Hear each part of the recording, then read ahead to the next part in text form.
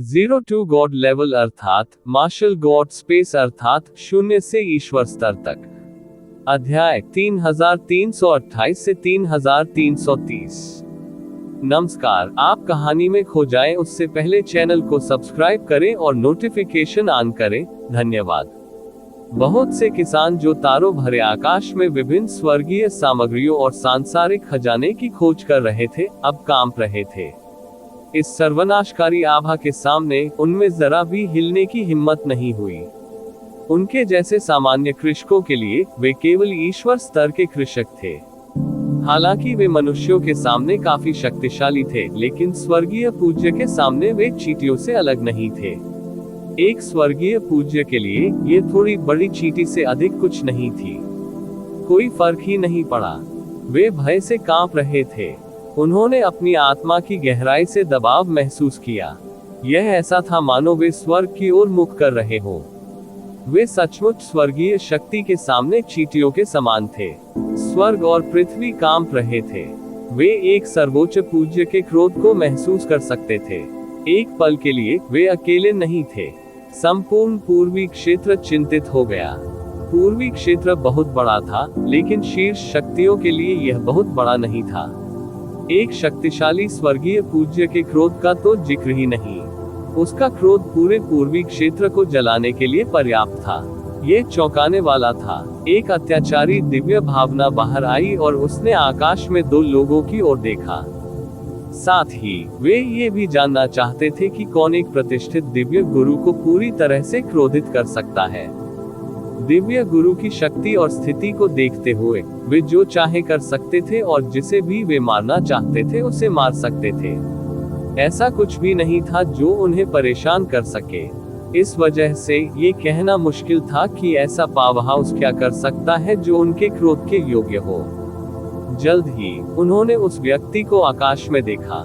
ये जीवेन ही थी जो हाल ही में सुर्खियों में थी। ये वही क्यों है? ओह, कोई आश्चर्य नहीं कि यह वही है। प्रतीत होने वाले विरोधाभासी शब्दों से पता चला कि कई शक्तिशाली लोग क्या सोच रहे थे। पहला वाक्य था, ये जीवेन क्यों है? किसी को पता होना चाहिए कि ये जीवेन हाल ही में बहुत प्रसिद्ध थे। हालांकि सृजन के पथ पर ये जीवेन की शानदार उपलब्धियां अभी तक फैलनी बाकी थी, फिर भी ऐसे लोग थे जो इसके बारे में जानते थे। वह 10 महान सम्राटों और 10 महान सम्राटों को मारने में सक्षम था। उनकी अद्भुत युद्ध शक्ति उन्हें सम्राटों के शिखर पर पहुंचाने के लिए पर्याप्त थी। वे नहीं जानते थे कि ये जीवेन की ताकत ने बाद में कई सफलताएं हासिल की। हालांकि जो चीजें वे जानते थे वे उन्हें स्वर्गीय पूज्य के नीचे सबसे मजबूत शक्तियों में से एक में डालने के लिए पर्याप्त थी। जहां तक बाद वाले वाक्य की बात है, सभी को मानव कबीले और स्वर्ग भक्षण करने वाले राक्षसी कबीले के बीच की दुश्मनी याद आ गई। या शायद ये कहा जाना चाहिए कि ये जीवेन और स्वर्ग भक्षण करने वाले राक्षसी कबीले के बीच की दुश्मनी कोई रहस्य नहीं थी। ये जीवेन ने स्वर्ग भक्षण करने वाले राक्षसी कबीले को अपना सिर नीचे करने के लिए मजबूर कर दिया था। स्वर्ग भक्षण करने वाले राक्षसी सम्राट को स्वर्ग भक्षण करने वाली रक्त गोली सौंपनी पड़ी। अंत में स्वर्ग भक्षण राक्षसी कबीले को भूमिगत गठबंधन पर हस्ताक्षर करना पड़ा। इसके कारण स्वर्ग भक्षी राक्षसी कबीले को काफी बदनामी झेलनी पड़ी। अब जब स्वर्ग भक्षण करने वाले दानव राजा ने अंततः स्वर्गीय मास्टर क्षेत्र में कदम रखा है, तो उसके साथ हिसाब बराबर न करने का कोई कारण नहीं था। हालांकि वह नहीं जानता था कि ये जीवेन ने स्वर्ग भक्षण करने वाले दानव राजा को इतना क्रोधित कैसे किया था। यह अभी भी निश्चित नहीं है कि आज कौन मरेगा। ये जीवेन बस हल्के से मुस्कुराए। वह स्वर्गभक्षी दानव राजा के शब्दों पर क्रोधित नहीं था। हम जिद्दी स्वर्ग भक्षण करने वाला दानव सम्राट दहाड़ने से पहले ठंडे स्वर में हंसा। एक पल में ठंडी रोशनी की 81 किरणें उसके शरीर से निकली और स्टार डोमेन में घुस गईं, जिससे एक भयानक युद्ध संरचना बन गई। इस भयानक युद्ध संरचना ने वास्तव में एक भयानक हमला किया जिसने आकाश और पृथ्वी को कवर कर लिया, ब्रह्मांड में संपूर्ण आकाशगंगा को कवर कर लिया। स्वर्ग भक्षण करने वाले दानव राजा को अपनी मूल शक्ति का उपयोग करने की बिल्कुल भी आवश्यकता नहीं थी। उसे आश्चर्यजनक युद्ध शक्ति प्राप्त करने के लिए केवल एक सरल तकनीक का उपयोग करने की आवश्यकता थी जो कई सम्राटों को नष्ट करने के लिए पर्याप्त थी। यह एक स्वर्गीय पूज्य की ताकत थी। हालांकि उसने अपने दायरे को पूरी तरह से मजबूत नहीं किया था, लेकिन उसने वास्तव में उस दायरे में कदम रखा था जिससे हर कोई ईर्ष्या करता था। स्वर्ग भक्षण करने वाले दानव राजा की ताकत पूरी तरह से आकस्मिक रूप से एक राक्षसी युद्ध संरचना बनाने में सक्षम होने के द्वारा प्रदर्शित की गई थी। तुम ये सोचने के लिए बहुत भोले हो कि तुम मुझे ऐसी तकनीक से मार सकते हो। ये जिवेन ने एक लंबी और तेज दहाड़ लगाई। उसके हाथ सुनहरी रोशनी से चमक उठे और उसने अचानक शून्य को चीर दिया। अचानक ये जबरदस्त हमले फट पड़े, सुनहरी रोशनी की आड़ में अलग हो गया और शून्य में बदल गया। फिर ये जिवेन ने अचानक जमीन पर कदम रखा। ऐसा लग रहा था मानो कोई देवता नश्वर संसार को रौंद रहा हो। पूरे ब्रह्मांड का तारों वाला आकाश हिल रहा था, जिससे एक भयानक सदमे की लहर पैदा हो रही थी। ये तूफानी समुद्र की तरह सभी दिशाओं में बह गया। ये कुछ ऐसा नहीं था जिसका आम लोग विरोध कर सके। तारों भरे आकाश में ठंडी रोशनी की 81 किरणें राख में बदल गई। ठंडी रोशनी से बनी व्यूह रचना एक क्षण में शून्य हो गई। कई संप्रभु सम्राटों और विशेषज्ञों ने ठंडी हवा का झोंका लिया। दोनों पक्षों के बीच पहली बातचीत से ही उन्हें झटका लगा था।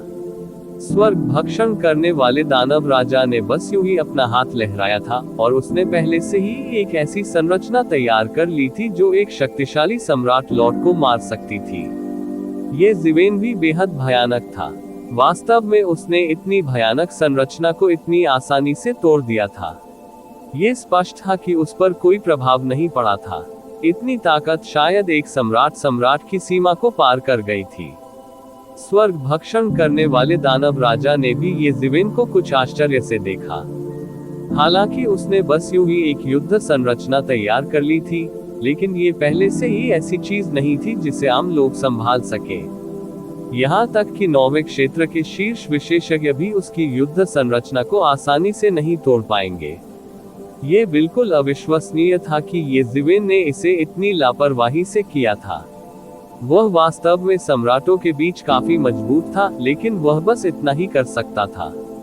आखिरकार एक सम्राट तो एक सम्राट ही था। स्वर्ग भक्षण करने वाले दानव राजा की अभिव्यक्ति गंभीर हो गई। वह पहले से ही भांप गया था कि कई विशेषज्ञ उस पर नजर रख रहे हैं।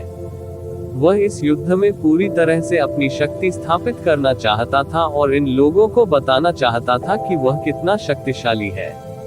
3 चालें, मैं तुम्हें 3 चालों में मार डालूंगा, स्वर्गभक्षी दानव राजा चिल्लाया। अचानक उसके हाथ में एक सोने से जड़ा हुआ फीनिक्स पंख वाला पेंडेंट दिखाई दिया। लगभग तुरंत ही ये जिवेन की ओर खिसक गया। स्वर्ग और पृथ्वी से कंपन की लहरें निकल रही थीं। कानून फीनिक्स पैटर्न में बदल गए और फैल गए। एक पल में ऐसा लगा जैसे सचमुच एक विशाल फीनिक्स बन गया है और ये जिवेन को पकड़ने वाला है। ये बेहद भयानक हमला था। स्वर्ग भक्षण करने वाले दानव राजा ने अपनी सर्वोच्च प्रतिष्ठा स्थापित करने के लिए पहले ही 3 चालों के भीतर ये जिवेन को मारने का फैसला कर लिया था। ये हमला बहुत तेज था और गति बहुत भयानक थी। बस ये जिवेन को तुरंत महसूस हुआ कि उसके आसपास का स्थान कांप रहा था। यह एक सच्चा विशेषज्ञ था। यह अधूरे पैंथियन तियानजुन प्राइमल कैस सम्राट के क्लोन से पूरी तरह से अलग था जिसे ये जिवेन ने पहले देखा था। सच्चा स्वर्गीय पूज्य उसके ठीक सामने था। हालांकि वह घबराए नहीं। इसके बजाय एक मार्शल सम्राट सील उसके हाथ में दिखाई दी और घूम गई। फिर यह उसी स्थान पर एक प्राचीन पवित्र पर्वत में बदल गया और विशाल फीनिक्स की ओर टूट गया। बजना, बड़ी गर्जना हुई। दोनों पक्षों के बीच टक्कर से सभी को केवल एक भयानक रोशनी दिखाई दी।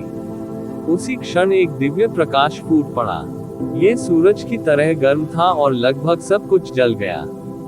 सभी को लगा कि उनके दिव्य विचार, जो इसमें विस्तारित थे, एक पल में नष्ट हो गए। उन्हें अब कुछ भी दिखाई नहीं दे रहा था। इस समय वे केवल चिल्ला सकते थे और अपनी स्वर्गीय आंखें खोल सकते थे। तभी उन्हें उल्कापिंड की तरह उड़ती हुई एक आकृति दिखाई दी। वह व्यक्ति कोई और नहीं बल्कि येज़ेवेन थी। कई लोग एक साथ चिल्ला उठे। ऐसा इसलिए नहीं था क्योंकि येज़ेवेन को उल्का की तरह उड़ा दिया गया था। सभी की राय में ये बहुत सामान्य बात थी। यह अजीब होगा अगर इसका दूसरा तरीका होता। हालांकि जिस बात ने उन्हें वास्तव में चौंका दिया वह ये थी कि स्वर्ग भक्षण करने वाले दानव सम्राट के इस तरह के हमले को झेलने के बाद येज़ेवेन ने असामान्यता के कोई लक्षण नहीं दिखाए। उन्हें खून की उल्टियां नहीं हुई और उनके शरीर पर कोई चोट के निशान नहीं थे। ऐसा लगा मानो वह अभी अभी उड़ा दिया गया हो। यही सब कुछ था। ये देखना अविश्वसनीय था। स्वर्ग भक्षण करने वाले दानव सम्राट ने कहा था कि वह येज़ेवेन को 3 चालों में मार डालेगा। वह निश्चित रूप से मजाक नहीं कर रहा था। नौवें क्षेत्र के कई सम्राट लॉर्ड्स को लगा कि यदि वे उसके स्थान पर होते तो वे गंभीर रूप से घायल हो जाते, भले ही वे इतने भाग्यशाली होते कि उनकी मृत्यु नहीं होती। हालांकि येज़ेवेन ठीक लग रहा था और उसने इसे बिल्कुल भी दिल पर नहीं लिया। वह कितना चौंकाने वाला था। अभी भी 2 चालें बाकी हैं। मैं इंतजार करूंगा कि तुम मुझे नष्ट कर दो। येज़ेवेन जोर से हंसे। उसकी तेज आवाज पूरे ब्रह्मांड में फैल गया। जैसा कि उसने उम्मीद की थी, अभी स्वर्ग भक्षण दानव सम्राट के साथ हुए आदान प्रदान में वह पूरी तरह से नुकसान में था। एक स्वर्गीय पूज्य की शक्ति वास्तव में एक सम्राट भगवान की सीमाओं को तोड़कर अविश्वसनीय स्तर तक पहुंच गई थी। हालांकि जैसा कि उसने उम्मीद की थी, स्वर्ग भक्षण करने वाला दानव सम्राट जो अभी अभी टूटा था, उसने स्वर्गीय पूज्य की शक्ति को पूरी तरह से नहीं समझा था, जो नियमों को बदलने की शक्ति थी। वह अभी भी सम्राट भगवान की शक्ति का उपयोग करने का आदी था। हालांकि वह स्वर्ग भक्षण करने वाले दानव सम्राट से अधिक शक्तिशाली था, लेकिन उसने उसे पूरी तरह से कुचला नहीं था। और यही उसका मौका था। उसने जो सीखा था उसे सत्यापित करने के लिए वह स्वर्ग भक्षण करने वाले दानव सम्राट के साथ युद्ध का भी उपयोग करेगा। अन्य सम्राट लॉर्ड शायद ऐसा साहसिक कार्य करने के बारे में सोचने का साहस भी नहीं करेंगे। केवल येज़ेवेन ही इसके बारे में सोचने की हिम्मत करेगा।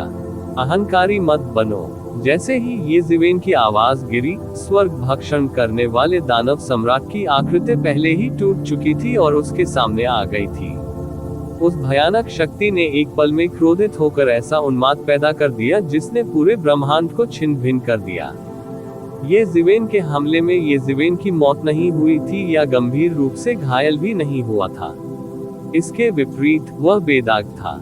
ये स्वर्गभक्षी दानव सम्राट के लिए बहुत बड़ा अपमान था। वह इसे कैसे जाने दे सकता था। तुरंत एक और भयानक हमला हुआ। ये हमला सीधे येज़ेवेन के टाइम डोमेन में घुस गया और उसके शरीर पर विस्फोट हो गया। येज़ेवेन ने सबसे महत्वपूर्ण क्षण में खुद को बचाने के लिए टाइम रॉप का इस्तेमाल किया। हालांकि ये हमला फिर भी आसमान में फैल गया, जिससे आसमान में चिंगारियां भर गईं। इसने दुनिया को लगभग हिंसक रूप से हिलाकर रख दिया।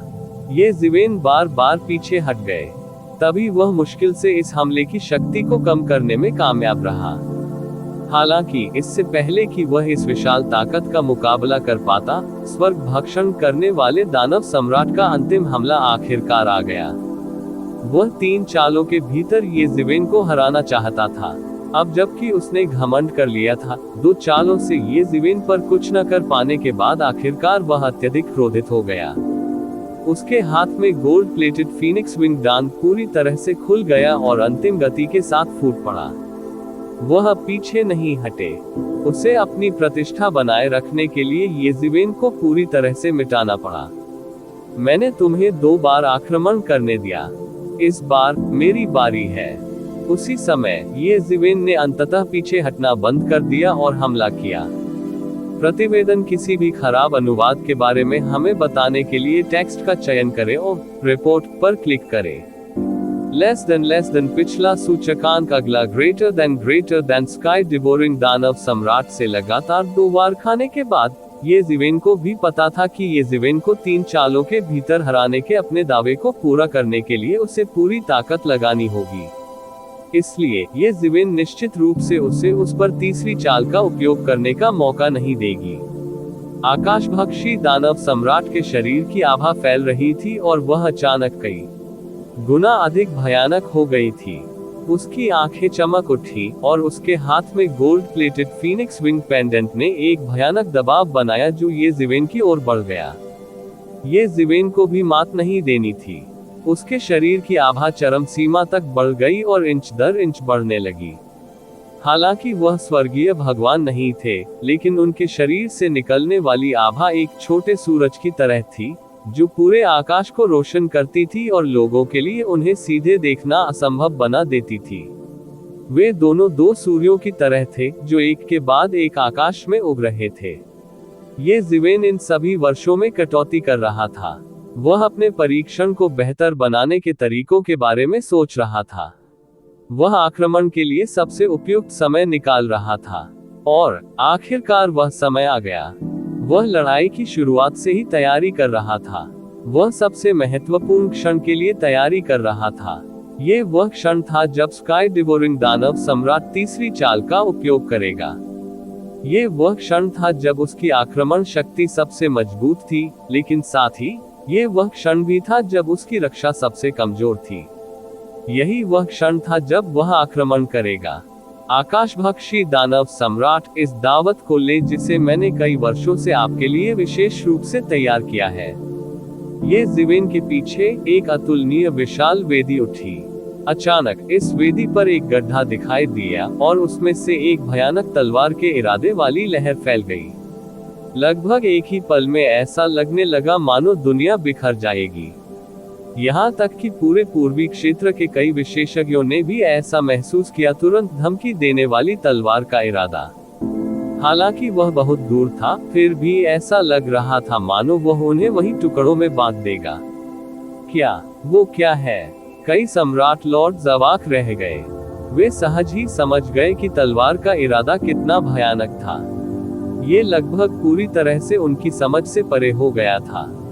यहाँ तक कि स्काई डिवोरिंग दानव सम्राट ने gold plated Phoenix wing pendant के साथ जो हमला किया था, वह भी इस तलवार के इरादे की तुलना में फीका था। ये बस उसी स्तर का अस्तित्व नहीं था। वाह! हालांकि अगले ही पल ये तलवार वेदी से निकल गई और उसके सामने आकाश को निगलने वाले दानव सम्राट की ओर बेरहमी से चली गई। टकराना। जब स्वॉर्ड एसेंस बाहर आया, तो उसने सबसे पहले जो काम किया, वह फीनिक्स विंग के साथ गोल्डन डैंडेलियन द्वारा गठित फीनिक्स से टकराना था। फीनिक्स ने एक पल के लिए संघर्ष किया, फिर उसे तलवार सार द्वारा शून्य में काट दिया गया। एक निशान भी नहीं बचा। अच्छा नहीं, लानत है। स्वर्ग भक्षण राक्षस सम्राट ने लगभग तुरंत प्रतिक्रिया व्यक्त की। उसने तुरंत महसूस किया कि तलवार का इरादा उसके लिए कितना भयानक और धमकी भरा था। लगभग एक ही पल में वह पहले ही उसके सामने कट चुका था। इस विशाल तलवार से एक तलवार की चमक उत्पन्न हुई जो एक आकाशगंगा की तरह थी, जो उसकी ओर टूटकर गिर रही थी। यह अतुलनीय रूप से भयानक और अकल्पनीय था। उसके पास केवल gold plated Phoenix wing pendant को पुनः प्राप्त करने और उसे अपने सामने रखने के लिए पर्याप्त समय था। बूम! तलवार की रोशनी की यह रेखा अत्यंत तीक्ष्ण थी। यह एक जंगली घोड़े की तरह था जो लंबे समय से बंद था।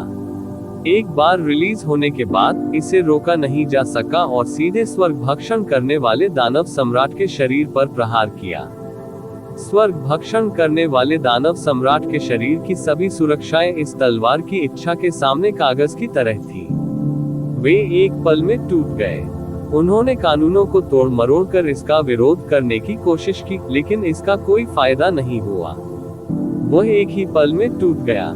यहाँ तक कि कानूनों को तोड़ मरोड़ कर पेश करने से भी इस तलवार की इच्छा से निपटा नहीं जा सका।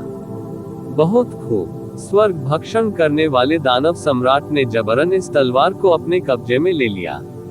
उसके पैर नहीं हिले, लेकिन उसके शरीर को शक्तिशाली शक्ति ने पीछे खींच लिया। इससे भी अधिक भयावह बात यह थी कि थोड़ी देर के बाद वह और अधिक नहीं रुक सका। उसका पूरा शरीर उल्का की तरह उड़ गया और रास्ते में अनगिनत तारे नष्ट हो गए। वह तभी रुका जब वह सीधे लाखों मील दूर एक विशाल ग्रह से टकराया। हालांकि तलवार की ताकत कम नहीं हुई। इसने सीधे विशाल तारे को भेदा और फिर उससे भी तेज गति से ब्रह्मांड को भेदा। हर कोई केवल ये देख सकता था कि स्वर्ग भक्षण करने वाले दानव सम्राट द्वारा तलवार की इच्छा को अब बाधित नहीं किया गया था। ये बस मक्खन के माध्यम से गर्म चाकू की तरह था। वह जहां से भी गुजरा, हर किसी ने देखा कि आकाशगंगा शून्य में बदल गई थी। बीच के अनगिनत तारे शून्य में बदल गए। अंत में ये तलवार ब्रह्मांड की गहराइयों में लुप्त हो गई। हर किसी की नजरें उस पर टिक नहीं पाईं। ब्रह्मांड की आकाशगंगा में एक सम्राट की दृष्टि के लिए सब कुछ स्पष्ट रूप से देख पाना कठिन था। वे ब्रह्मांड में कई अजीब घटनाओं से भी अस्पष्ट हो जाएंगे। इस समय सभी ने स्वर्ग भक्षण करने वाले दानव सम्राट की ओर फिर से देखा, केवल ये देखने के लिए कि वह बेहद बुरी तरह से घायल हो गया था। उसका शाही वस्त्र भी टुकड़े टुकड़े कर दिया गया था। एक नजर में वह भिखारी जैसा लग रहा था। उसके शरीर पर मांस का एक भी टुकड़ा सुरक्षित नहीं था और हर जगह खून टपक रहा था। इस तलवार बिल को जबरन झेलने के बाद वह गंभीर रूप से घायल भी हो गए। जब वे जोश में थे तो उनकी तुलना ही नहीं की जा सकती। इसके अलावा उनका आभामंडल भी काफी कमजोर था। इसके अलावा उसके हाथ में सोने की परत चढ़े फीनिक्स विंग पेंडेंट ने स्वॉर्ड विल का डटकर सामना किया था। उस पर घनी दरारें पड़ गई थी, मानो अगले ही पल वह राख में तब्दील हो जाएगा। वो एक प्रतिष्ठित दिव्य गुरु थे, लेकिन वास्तव में उनकी ऐसी हालत कर दी गई थी। कई सम्राटों को लगा कि उनका विश्व दृष्टिकोण पूरी तरह से नष्ट हो गया है। सम्राटों के लिए किसी दिव्य गुरु को नुकसान पहुंचा पाना अत्यंत दुर्लभ था। किसी दिव्य गुरु को गंभीर रूप से घायल करना तो दूर की बात है। केवल एक दिव्य गुरु ही एक दिव्य गुरु से निपट सकता है। ये सामान्य ज्ञान था। ये बिल्कुल वैसा ही था जैसे एक अर्ध सम्राट किसी सम्राट से मुकाबला नहीं कर सकता था। उनके जीवन स्तर पहले से ही पूरी तरह से अलग प्राणी थे। उनकी तुलना कैसे की जा सकती है? इस पर पल भर में आखिरकार हर कोई समझ गया कि ये ज़िविन ने स्वर्ग भक्षण करने वाले दानव सम्राट को भड़काने की हिम्मत क्यों की, जो पहले ही दिव्य मास्टर दायरे में कदम रख चुका था। वह न तो भागा, न ही उसने अपना सिर झुकाया। ये पता चला कि उन्हें नहीं पता था कि उसे यह सुपर हत्यारा हथियार कहां से मिला था। उस तलवार की भयावह शक्ति के बारे में सोचते हुए, यदि यह फॉर्चून गॉड राजवंश में होती, तो यह अज्ञात था कि यह तलवार कितने लोगों की जान ले लेती।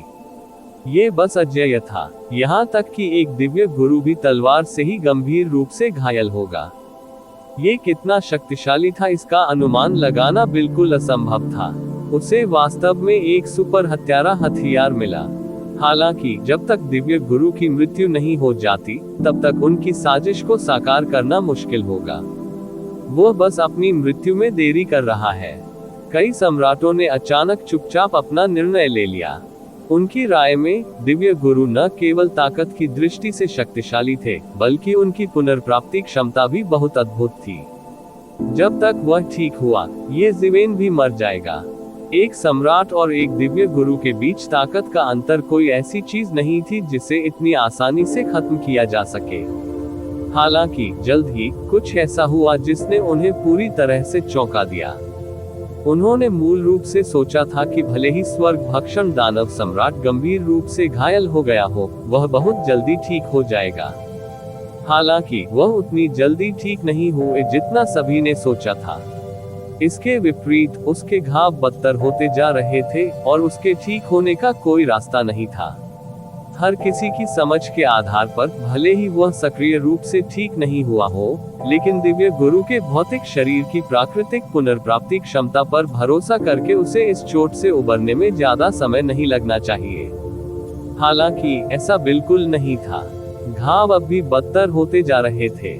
हर किसी ने करीब से देखने के लिए अपनी स्वर्गीय आंखें खोली, केवल यह पाया कि स्वर्ग भक्षण करने वाले दानव सम्राट का शरीर उस तलवार से तबाह हो गया था और उसके शरीर पर अभी भी कई छोटी तलवारें बची हुई थी। ये तलवारें अभी भी उसकी जीवन शक्ति को निगल रही थीं, जिससे उसके लिए उबरना असंभव हो गया था। यहाँ तक कि अगर उसने अपने कौशल का इस्तेमाल किया, तो भी वह इन छोटी छोटी तलवारों को मुश्किल से ही दबा सका। हालांकि इतने कम समय में इनसे छुटकारा पाना असंभव था। इस समय सभी को वास्तव में महसूस हुआ कि स्थिति कितनी परेशानी भरी थी। और तभी उन्हें समझ में आया कि स्वर्ग भक्षण दानव सम्राट पहले कितनी खतरनाक स्थिति का सामना कर रहा था। इस समय सबकी निगाहें येज़िवेन पर टिकी थी। वह किस प्रकार का राक्षस था जो ऐसा कार्य कर सका, ये बस अकल्पनीय था। यदि वे उस स्वॉर्ड इंटेंट के स्थान पर होते तो वे उसके पास आते ही मारे जाते। उसे अपने उपयोग के लिए वश में करने की बात तो दूर की बात थी। हर कोई समझ गया कि येज़िवेन बहुत लंबे समय से आज की लड़ाई की तैयारी कर रही थी। उनके कई तुरुप के पत्ते इस लड़ाई में खूब चमकेंगे। हालांकि सभी ने पाया कि वे वास्तव में इस लड़ाई का इंतजार कर रहे थे। ऐसा महायुद्ध जो हजारों या दसियों हजार वर्षों में एक बार भी नहीं देखा जा सका, एक तरफा नरसंहार के साथ समाप्त हो जाए तो ये बहुत उबाऊ लगता था। केवल तभी जब दोनों पक्ष मृत्यु तक लड़े तभी ऐसा प्रतीत होगा कि यह उनके विचारों के अनुरूप है। इसके अलावा कुछ लोगों ने इससे भी आगे सोचा, यदि येज़िवेन वास्तव में सफल हो गया तो स्वर्गीय भगवान की सर्वोच्च महिमा टूट जाएगी। प्राचीन काल से स्वर्गीय भगवान के बारे में कई किंवदंतियां भी बकवास हो जाएंगी। ये नियम भी टूट जाएगा कि स्वर्गीय भगवान को चुनौती नहीं दी जा सकती। एक बार जब ये टूट गया तो परिणाम बिल्कुल अकल्पनीय होंगे, क्योंकि अगर येज़िवेन सफल हुए तो यह अपरिहार्य था कि अन्य लोग भी सफल होंगे। येज़िवेन के पास तुरुप का इक्का था। क्या ऐसा हो सकता है कि दूसरों को तुरुप का पत्ता नहीं मिल सका? एक स्वर्गीय भगवान का वध करके जो लाभ प्राप्त किए जा सकते थे वे बिल्कुल अकल्पनीय थे। कुछ लोग बहुत आगे के बारे में सोचते थे जबकि अन्य बहुत करीब से सोचते थे। उनके मन में केवल एक ही बात थी और वह ये थी कि दोनों पक्षों के लिए एक साथ पीड़ित होना और नष्ट होना सबसे अच्छा होगा। इस मामले में वे स्थिति का फायदा उठाने और संकटग्रस्त पानी में मछली पकड़ने में भी सक्षम हो सकते हैं। कुछ समय के लिए सभी के विचार बिखरे हुए थे और प्रत्येक के पास अपने अपने विचार थे। विशेष रूप से जो सम्राट पौराणिक स्वर्गीय प्रभु क्षेत्र में कदम रखना चाहते थे वे और भी अधिक उत्साहित थे। ये तुरुप का इक्का है जो आप रहे हैं बहुत समय से तैयारी कर रहा था। लंबे समय के बाद स्वर्ग भक्षण करने वाला दानव राजा आखिरकार बोला। उसकी आवाज एक उल्लू की तरह कर्कश और कानों के लिए अप्रिय थी। उसने एक घायल जानवर की तरह येज़िवेन को घूर कर देखा, जिससे एक बेहद खतरनाक आभा प्रकट हो रही थी। ये सचमुच अद्भुत है। स्वर्ग भक्षण करने वाले दानव सम्राट ने एक मुस्कान प्रकट की जो बेहद अजीब लग रही थी। विचित्रता में क्रूरता और आतंक का संकेत था और उसकी आंखें पहले से ही बेहद क्रोधित थी। प्रतिवेदन किसी भी खराब अनुवाद के बारे में हमें बताने के लिए टेक्स्ट का चयन करें और रिपोर्ट पर क्लिक करें। लेस देन पिछला सूचकांक अगला ग्रेटर देन जब से उसने एम्पायरियन क्षेत्र में कदम रखा था, उसकी मानसिकता पूरी तरह से बदल गई थी। वह एक उच्च और शक्तिशाली, अजेय महान व्यक्ति था, जबकि एक सम्राट राजा का जीवन स्तर उससे एक स्तर नीचे था। यह एक वयस्क और एक बच्चे की तरह था। उनकी तुलना ही नहीं की जा सकती। हालांकि उसे एक बच्चे ने धारदार हथियार से घायल कर दिया था। क्या ये बहुत बड़ा अपमान नहीं था? यदि बात फैल गई तो वह भविष्य में स्वर्गीय गुरुओं के बीच खुद को कैसे स्थापित कर सकेगा? क्या अब भी उसकी कोई गरिमा बची होगी? इसके अलावा जो अधिक गंभीर था वह ये था कि यदि इससे सम्राट लॉर्ड्स से स्वर्गीय मास्टर क्षेत्र के लिए चुनौती शुरू हुई तो वह निस्संदेह इसका खामियाजा भुगतने वाले पहले व्यक्ति होंगे। आखिरकार क्या स्वर्गीय मास्टर क्षेत्र के विशेषज्ञों में उससे कमजोर कोई था? उसने अभी दाव हासिल किया था, इसलिए स्वाभाविक रूप से वह सबसे आसान लक्ष्य था। वह कैसे नहीं जान सका कि कितने सम्राट लॉर्ड्स क्या सोच रहे थे। यदि वह अभी भी सम्राट क्षेत्र में होता तो वह स्वाभाविक रूप से सम्राट क्षेत्र के स्वामी के दृष्टिकोण से सोचता। लेकिन अब जब वह एक स्वर्गीय पूजनीय था तो वह स्वाभाविक रूप से एक सम्राट क्षेत्र के भगवान के दृष्टिकोण से नहीं सोचेगा। वह स्वाभाविक रूप से एक स्वर्गीय पूज्य की गरिमा बनाए रखना चाहता था, चाहे ये जानबूझकर किया गया हो या नहीं। एक स्वर्गीय गुरु की मृत्यु हो सकती है, लेकिन यह एक स्वर्गीय गुरु के हाथों में होना चाहिए। एक स्वर्गीय गुरु घायल हो सकता है, लेकिन यह एक स्वर्गीय गुरु के हाथों में होना चाहिए। हालांकि एक सम्राट भगवान निश्चित रूप से नहीं हो सकते। इस समय ये ज़िवेन ने पहले ही इस निचली रेखा का उल्लंघन कर दिया था। उसके हृदय में हत्या का इरादा गंगा नदी में रेत के कणों की तरह असंख्य था। वास्तव में वह उन्हें स्पष्ट रूप से गिन भी नहीं सका। आप शायद वास्तव में मुझे अपनी आंखों में नहीं रखते, लेकिन मैं इस दिन के लिए काफी समय से तैयारी कर रहा हूँ। ये कैसा है? ये तलवार कैसी लगती है? ये ज़िवेन मंद मंद मुस्कुराई। उनकी अभिव्यक्ति संतुष्टि की थी। बिना साहस के वह कुछ भी करने का साहस कैसे करेगा? उनमें अपनी जान की बाजी लगाकर लड़ने के साहस की कमी नहीं थी, लेकिन इसका मतलब यह नहीं था कि वह लापरवाही बरतेंगे। चूंकि उसने आने का साहस किया और पीछे नहीं हटा, इसलिए स्वाभाविक रूप से उसमें कुछ आत्मविश्वास था। ऐसा इसलिए था क्योंकि वह पीछे नहीं हट सकता था और मानव जाति भी पीछे नहीं हट सकती थी। इसलिए वह केवल स्वर्ग भक्षण करने वाले दानव सम्राट को घायल करने या यहाँ तक कि मारने का एक तरीका खोजने की पूरी कोशिश कर सकता था। हाँ, कितना अद्भुत है। ऐसे षड्यंत्रकारी दिमाग के साथ इसमें कोई आश्चर्य की बात नहीं है कि मानव जाति आपके हाथों में आ सकती है। स्काई डिवोरिंग दानव सम्राट धीरे से खड़ा हुआ, जैसे कि वह कभी घायल नहीं हुआ था। हालांकि उनका शरीर खून से लथपथ था और कई घाव इतने गहरे थे कि उनकी हड्डियां देखी जा सकती थी। उनके शरीर का आधे से ज्यादा हिस्सा स्वॉर्ड विल की चपेट में आ चुका था और लगभग फट चुका था। इस समय वह स्वाभाविक रूप से भयानक और डरावना लग रहा था। उनके पास दिव्य गुरु की सर्वोच्च महिमा बिल्कुल भी नहीं थी। ये कुछ भी नहीं है। जो लड़ते हैं वे हमेशा जीतेंगे। ये प्राचीन काल से एक अपरिवर्तनीय सत्य है। ये ज़िवेन को कुछ भी महसूस नहीं हुआ। आप सही कह रहे हैं। केवल अपने आप को और अपने दुश्मन को जानने से ही आप हर लड़ाई में विजयी हो सकते हैं।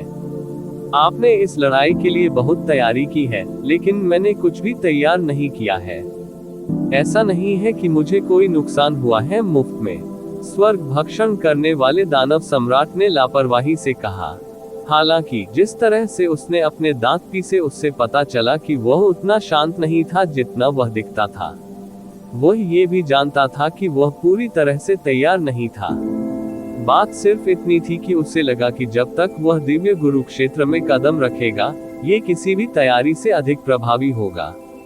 दिव्य मास्टर क्षेत्र में कदम रखने के बाद उन्होंने ये ज़िवेन को गंभीरता से नहीं लिया। ये ज़िवेन ने जो कई तुरुप के पत्ते तैयार किए थे, उनकी तुलना में उसने बहुत कम तैयारी की थी। वास्तव में ये भी कहा जा सकता है कि उनके पास लगभग कोई तुरुप का इक्का ही नहीं था, और वो भी ये ज़िवेन की बातों से सहमत थे। जिसने अधिक गणना की होगी जीतना। ये प्राचीन काल से ही अटल सत्य था, और वास्तव में उसे नुकसान उठाना पड़ा था। ये ज़िवेन ने मंद मंद मुस्कुराते हुए कहा, लेकिन आपको नहीं लगता कि मैंने आपको एक बड़ा नुकसान झेलने देने के लिए इतने लंबे समय से तैयारी की है ना? स्वर्ग को निगलने वाले दानव सम्राट ने अचानक अपना सिर उठाया और उसकी आंखों से एक भयानक रोशनी फूट पड़ी। फिर वह तब तक हंसता रहा जब तक कि वह सीधा खड़ा नहीं हो सका। हा, अच्छा, कितना महान मार्शल सम्राट, कितना अहंकारी मानव मार्शल सम्राट। हालांकि अगर आप सोचते हैं कि मानव जाति इस स्तर पर केवल इसलिए है क्योंकि मुझे आपसे बहुत बड़ी हानि हुई है, तो मुझे लगता है कि आप कीमत चुकानी पड़ेगी। स्वर्ग भक्षण करने वाले दानव सम्राट की आंखें और अधिक ठंडी होती गईं, मानो उसकी आंखों में कोई बर्फीला ब्रह्मांड मंथन कर रहा हो। ये ज़िवेन ने व्यंग्य किया और कुछ नहीं कहा। ऐसा इसलिए था क्योंकि वह अच्छी तरह से जानता था कि उसने स्वर्ग को निगलने वाले दानव राजा को कभी कम नहीं आंका था। हालांकि स्वर्ग भक्षण करने वाले दानव राजा ने अभी भी उसे कम आंका था। अगर उसने सोचा कि ये ज़िवेन केवल इस स्तर पर था, तो वह गंभीर रूप से गलत होगा। अभी भी एक आश्चर्य आना बाकी था।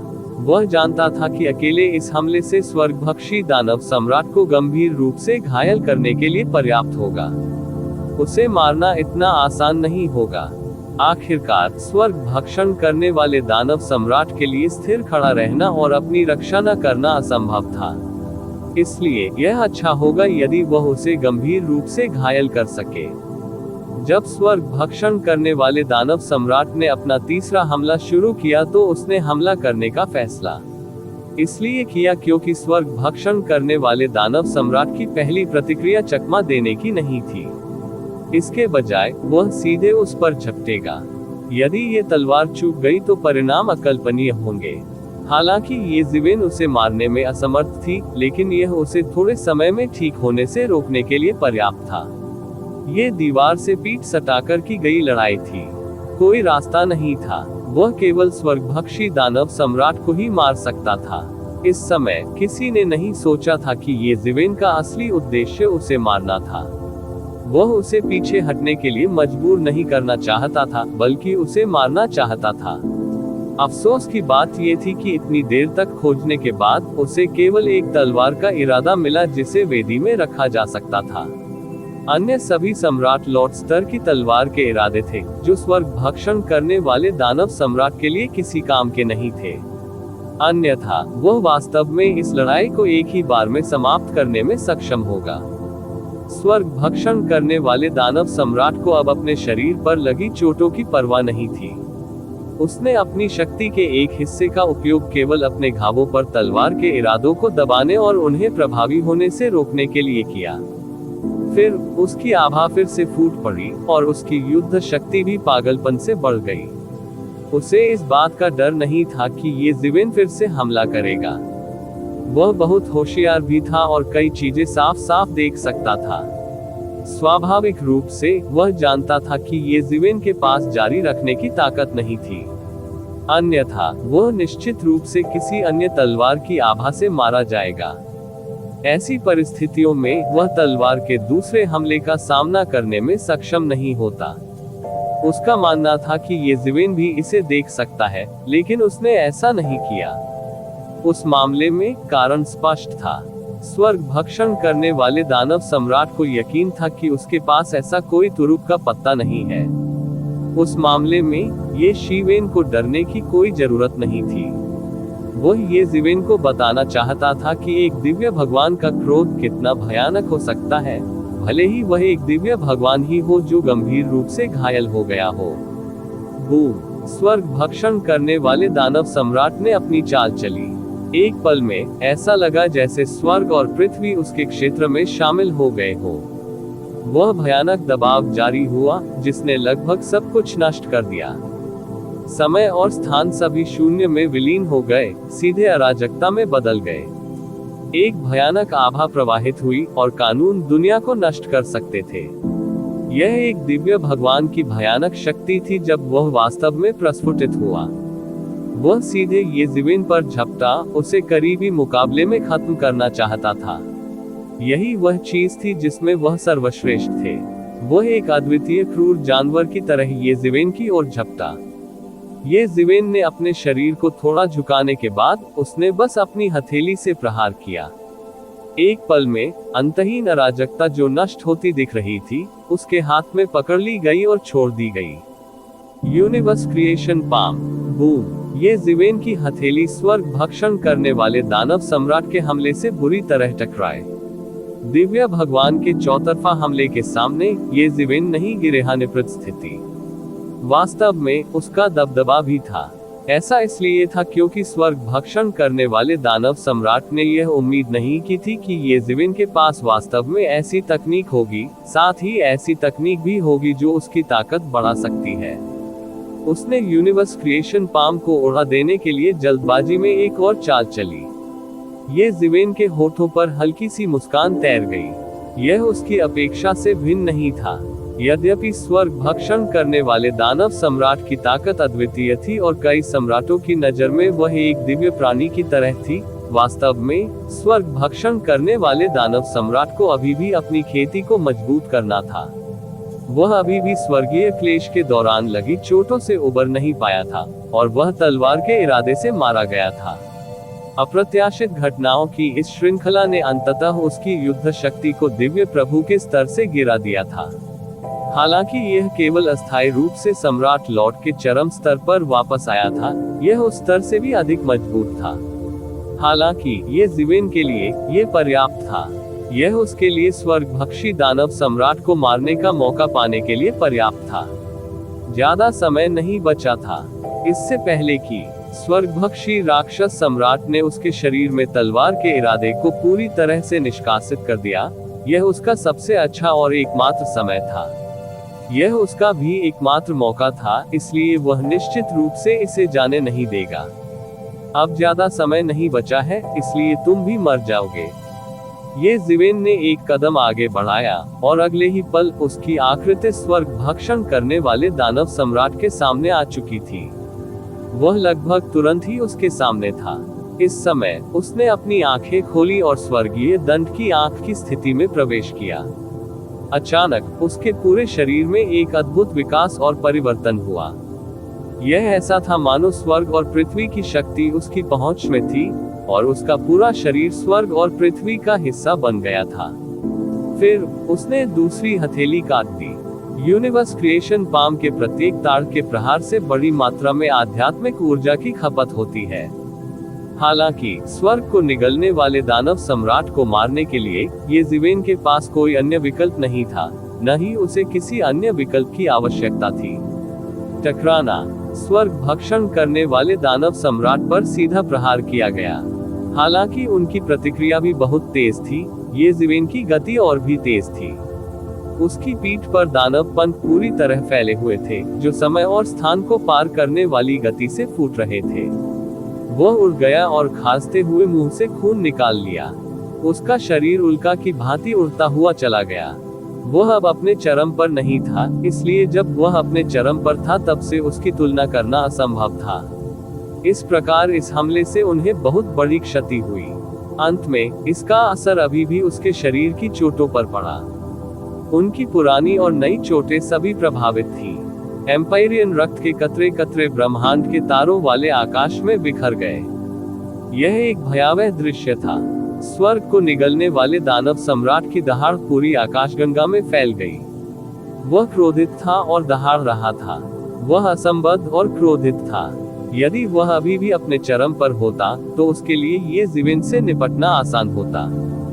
भले ही वह शक्तिशाली था, भले ही उसके पास यूनिवर्स क्रिएशन पाम था, ये जिवेन उसका प्रतिद्वंद्वी बनने के योग्य नहीं था। उनका प्रतिद्वंदी होना असंभव था, लेकिन अब उन्हें बार बार पीछे हटने के लिए मजबूर होना पड़ा और वह घायल हो गए।